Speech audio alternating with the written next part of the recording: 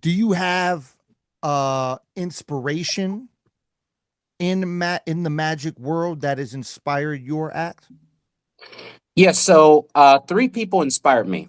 So when I was doing magic at first as a kid, I didn't know magic could was like insane. I'd seen David Copperfield, but because I was in acting, my parents always told me when I watched his specials that that was camera tricks, and I would tell my parents that's not camera tricks. My dad would say, "Come on, you saw Robin Williams fly. He had all these strings. That's how David Copperfield's flying. It's all these strings." So I happened to meet. Actually, I had a manager at the time, and she told me, she said, "Hey," she said, "there's a black guy that is an incredible magician, and he does work at my church or something." She said, "You're black, he's black. You need to get together." And I just went, "Whatever." So she goes, "No, come down to my office tomorrow." So I went down, had my mom take me to the office. I'm only 11 or 12. And the coolest thing happened. This guy comes up to me and he's just dressed regular t-shirt and jeans. He just says, "Hey, nice to meet you, Rashawn. My name is Jack." And I go, "Okay." He does a magic trick with a quarter. And I was just like, "All right, I know that trick already." He goes, "You know what?" He goes, "I'm performing tonight in Hollywood." He goes, "I'm gonna get you and your mother tickets to come see my show in Hollywood. Just come on out." So my mother took me later that night. I get to the theater and he walks up to me again in t-shirt and jeans. And he says, "Hey, Rashawn, how are you? I'm glad that you came out."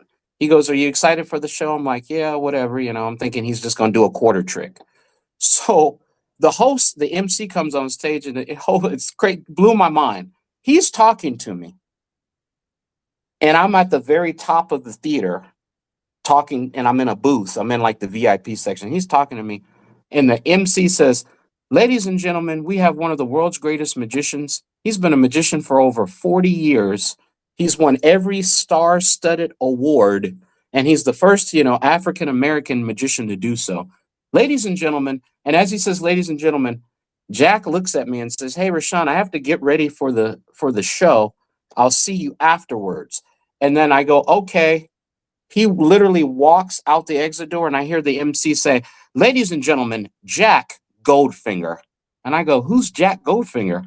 And the curtain opens, and there's like a box, and the box is completely empty, and the box closes by itself, and then the box opens right back open, and it's Jack, the same guy. He's on stage now wearing a full blooded white tuxedo, gold shoes.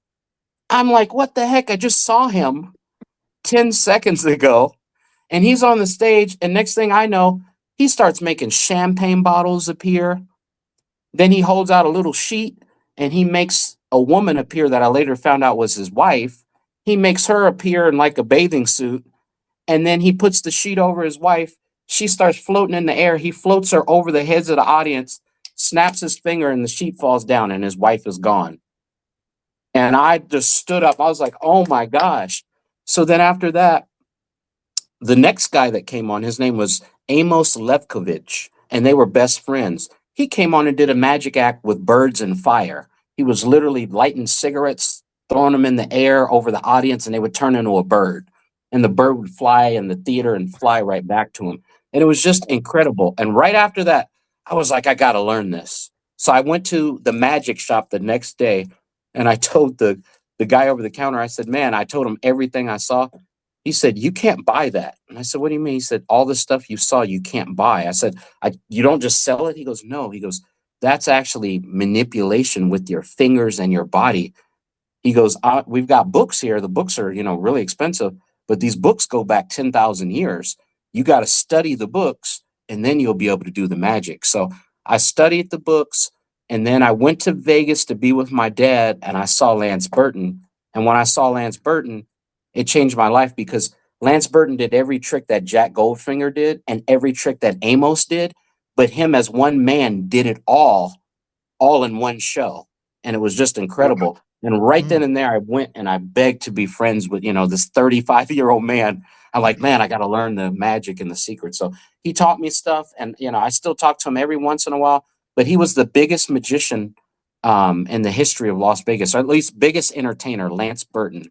He was a huge entertainer in Las Vegas from 91 or 90 all the way to 2014. He had every back in those days, most entertainers had one billboard on the strip. He had like 120 billboards. It was just insane. And highest paid entertainer of all time.